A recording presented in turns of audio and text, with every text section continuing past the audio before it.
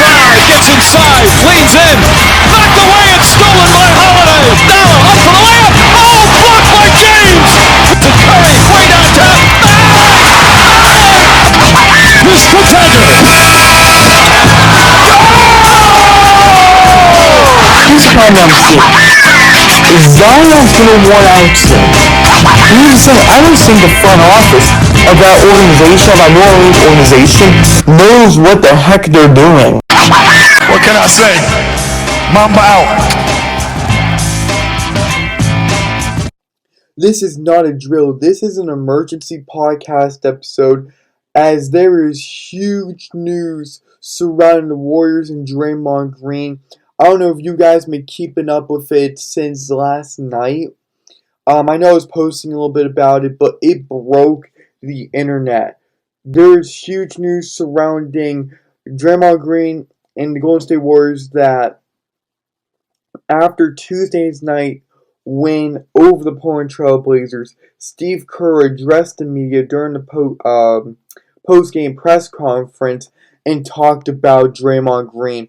We're going to break that down, what he said, the breaking news surrounding the Warriors and Draymond Green, what I'm shocked about in Steve Kerr's press conference, and was there favoritism at play with Green's incident and how that was handled when comparing it to one other incident that happened not too long ago.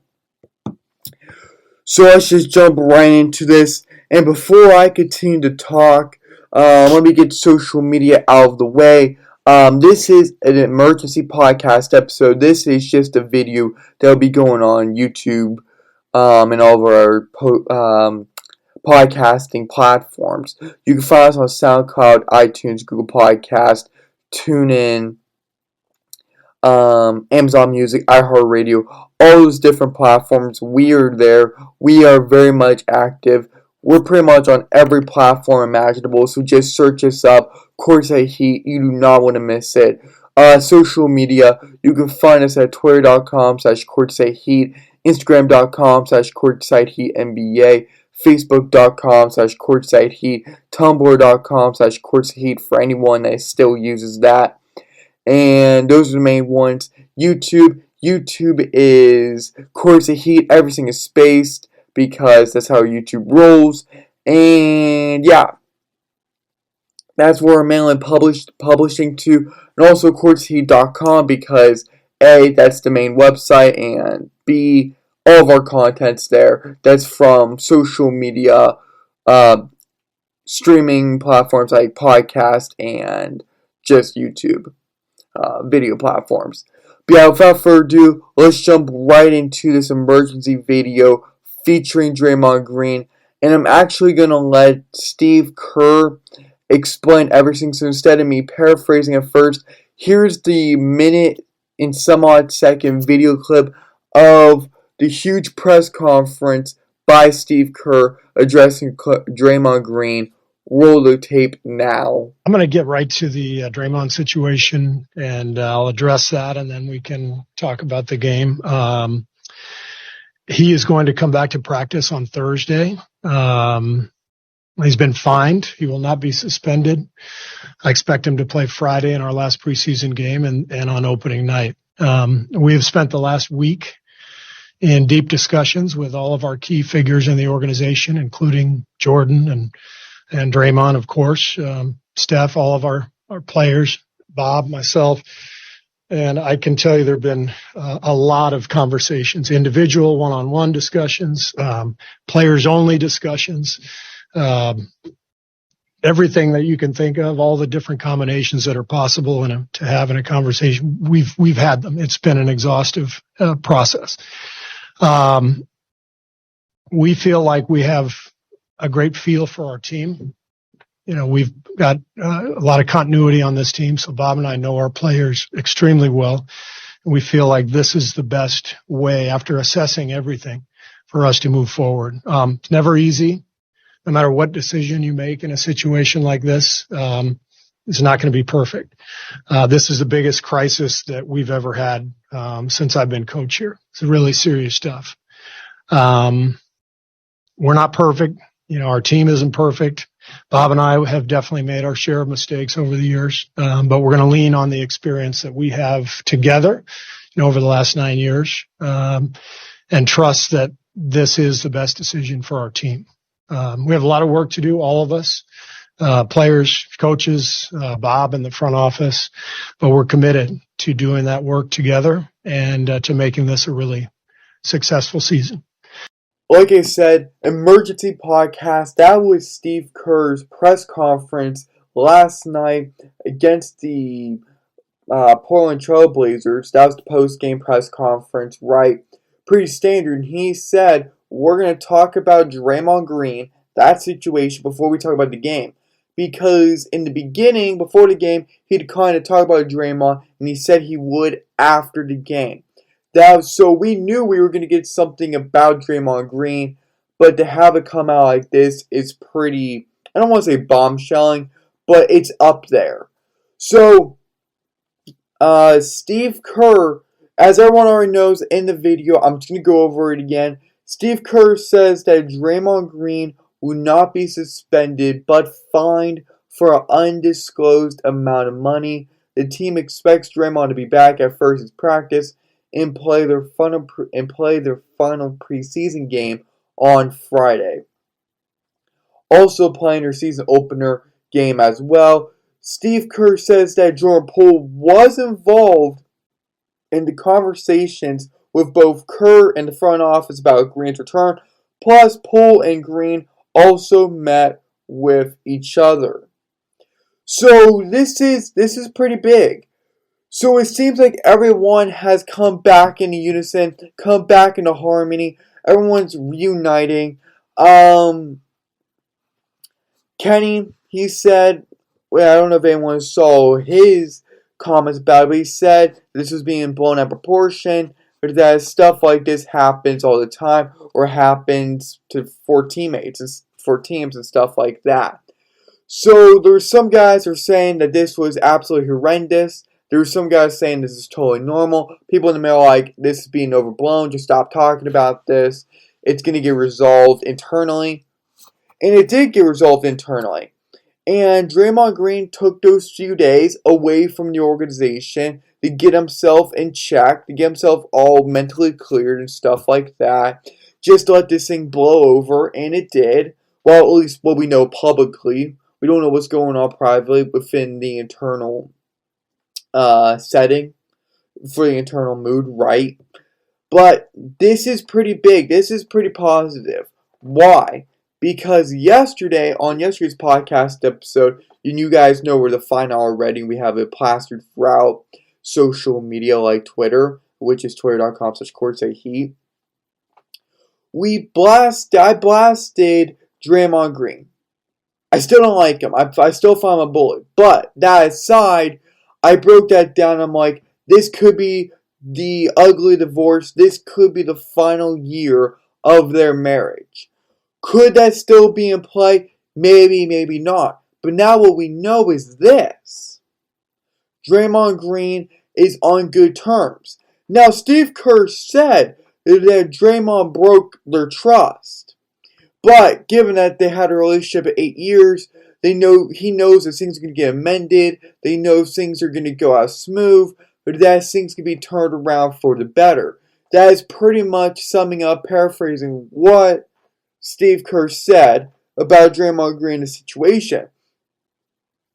And you knew a sit-down was going to happen between Jordan Poole and Draymond Green. You knew that was going to happen. So that was not unexpected. But now you do not have the ugly scenario of, well, are the Warriors going to trade Draymond? Is this going to be a very rocky, egotistical, intensified divorce where the locker room is going to be split, where you may have Curry divided on his friendship with Poole and Draymond, who he sides with, and everyone else in that locker room, how management sees them and sees Poole. I would have loved to hear what Poole and Green were talking about in their meet up, like their sit down, their one-on-one conversation, just trying to clear the air, right? Just trying to clean the room out, just or whatever it's called, clear the room out, whatever. Again, this is huge for Draymond Green and the Warriors. This is huge for Warriors fans, but especially for the Warriors.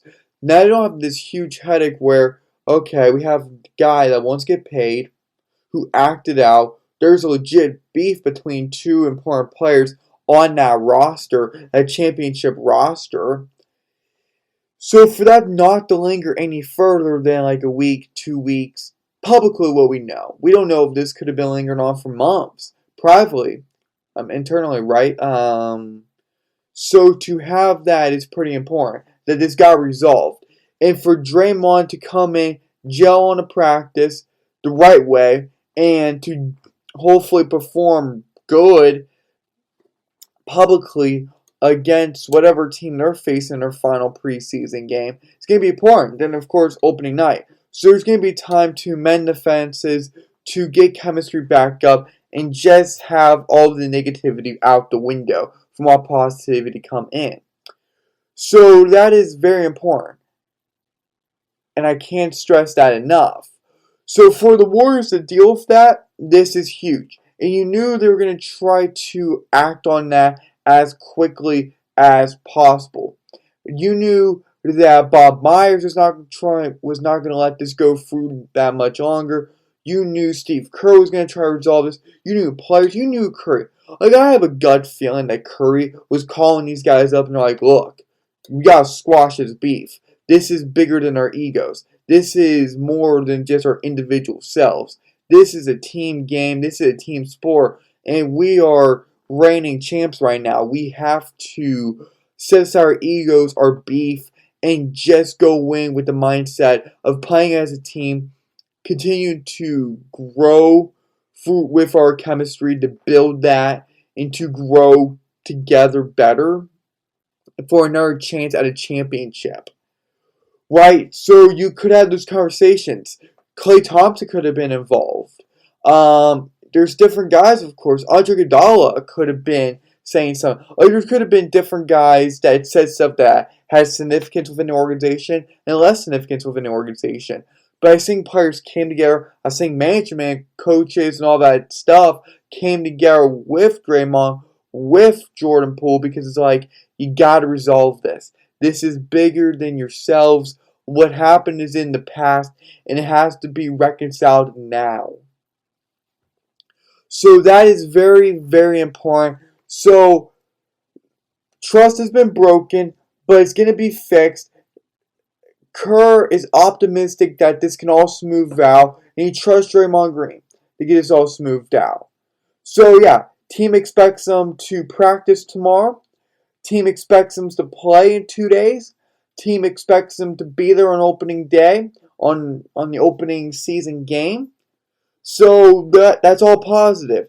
And that was bombshell. You knew something big was going to happen when Kerr said, I'm not going to address it now before the game. I'm going to address it at the end of the game, post-game press conference.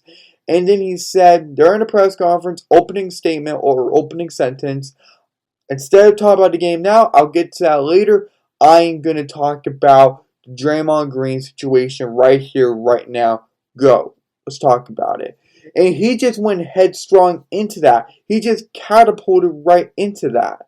He didn't shy away from that. He said it for what it was. He said, look, undisclosed amount of money is being fined against him, but no suspension. Now, everyone may say, well, the suspension may be the biggest thing that I'm shocked about in what Steve Kerr said in the whole situation revolving around the altercation of Draymond Green and Jordan Poole.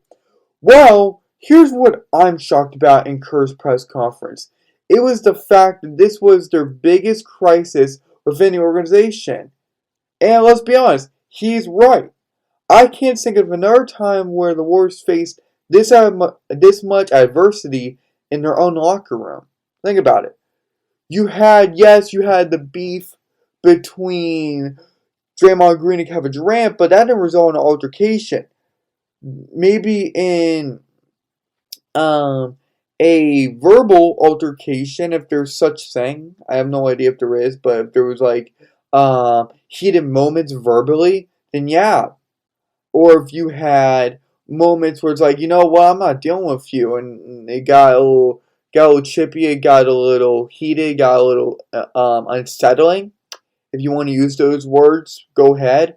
But I can't think of a time where the team faced this kind of adversity within their own locker room. It's not like they're going up against rivals. They're going up against their own teammates. And that's not good. You never want to have adversity within the locker room, especially when you have a rising star and a seasoned veteran that's knows a thing or two about the game of basketball. So you do want to avoid that at all costs. So that's what I was shocked about because I never thought about it in that way. I never thought about that perspective before, that or that mindset of this is a huge task, and no one, he said no one's perfect, and he was holding himself accountable, Myers accountable, the players accountable. There's supposed to be responsibility there, but he said bluntly they've never faced anything like this before, and they are correct. Publicly, I cannot think of anything. Or were there disputes that were swept under the rug that the media couldn't get to? 100%. But I can't confirm that. But you have to imagine. Because everyone's human, everyone makes mistakes, and everyone gets heated at times. And there are disagreements, and there are confusions, and there are things where it's like, whoa, I can't do this. Hold up. But yeah, now that I'm thinking about it, and now that Golden State Warriors head coach Steve Kerr brought it up, this is the biggest crisis during his tenure, during his entire run as head coach. That's pretty significant. Tells you what kind of head coach he is, keeping that locker room in check, the players that he has, helping them, and just everything in general. I just find that very interesting. You go back to the beef of KD and Draymond, but nothing turned into an altercation. Again, you're going to have those tiny disputes, you're going to have those tiny disagreements, you're going to have those uncomfortable moments, but nothing led up to an altercation or suggesting a fight was going to break out, or this one-sided affair was going to break out. So I found that pretty shocking. I really did. And when he said that, and when I was watching that back, listening to that back, I was like, wow, he's right. This is the most adversity they faced within the locker room, maybe his entire tenure. And that says a lot. But when things turn physical, that is going to be the main thing people are going to focus on. Because it's like, whoa. And then you have the footage that comes out. So there's a lot of adversity. There's a lot of hurting going on right now. In that moment, before that moment, and after that moment. And now, hopefully everything's being reconciled. Hopefully everything's being mended. That's what you're hoping. You're just hoping that Kerr wasn't saying this to get the media off their back and to put the Warriors and those two players back on the good terms, back on the good light. Hopefully he wasn't just saying that. I don't think he was saying that. I couldn't see Kerr just doing that, just to do, just to say. So I'm going to take him at his word of what he was saying, because Steve Kerr is a respectable head coach that has done many great things in this league as a player and as a head coach. And that's undeniable.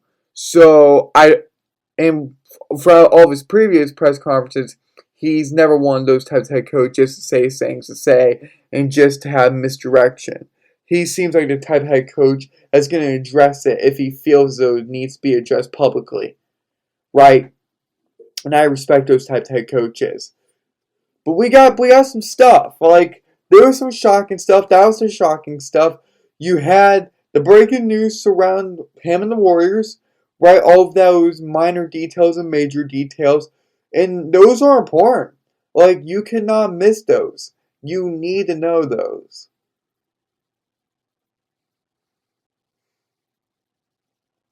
Yeah, just pretty crazy stuff. Pretty crazy stuff.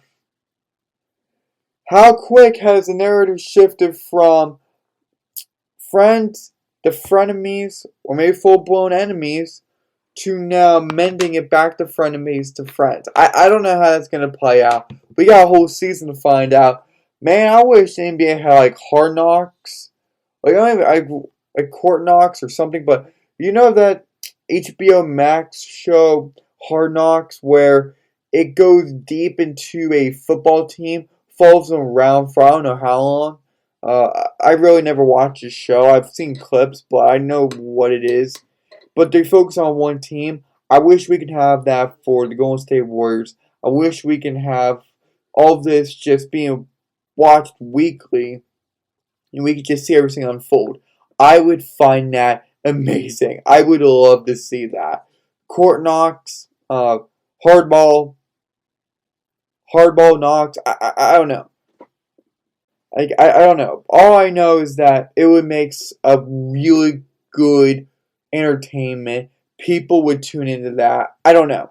But I don't know why I was thinking about that. Anyways, I want to address one more thing before I sign off on this emergency podcast episode, this YouTube video. And this is that.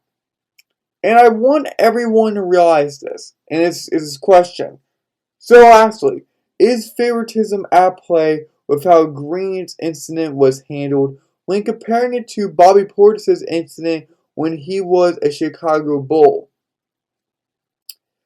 Bobby Portis, NBA champion, who won a champion with the Milwaukee Bucks, who also played for the Chicago Bulls. Look, maybe people don't remember those, but I kind of do. You forget, but he started his career with Chicago. But then he was traded from Chicago to the Wizards in 2018. Then played a season with the Knicks, but then signed with the Bucks, and he's been there since 2020. But yeah, there was some heat. Like I'm not gonna say he was like a mini bad boy during his time during the Chicago Bulls, but he also punched a player. He punched a teammate. There was an altercation. And he was suspended. I think he was also fined. I can't remember, but I think he was like suspended 8 games.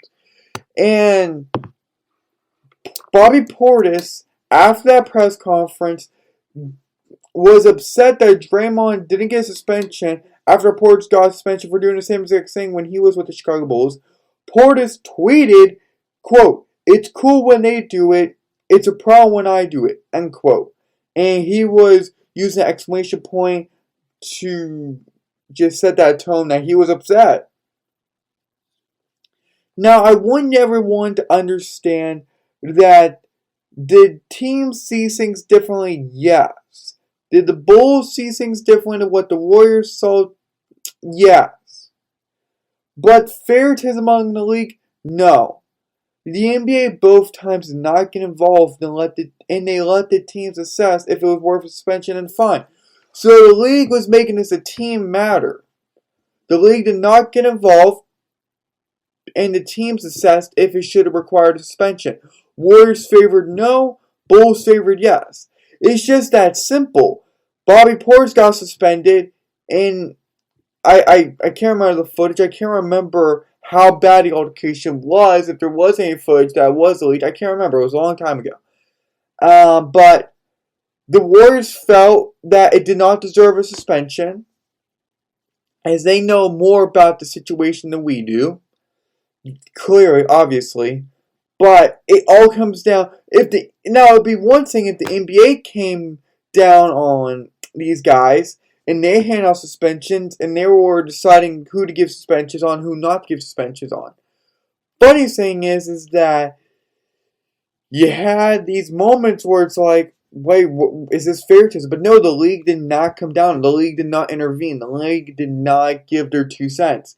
It came down to the team. This is a team matter. The team made the judgment call. And the judgment call was, he's guilty of suspension, he's not guilty of suspension.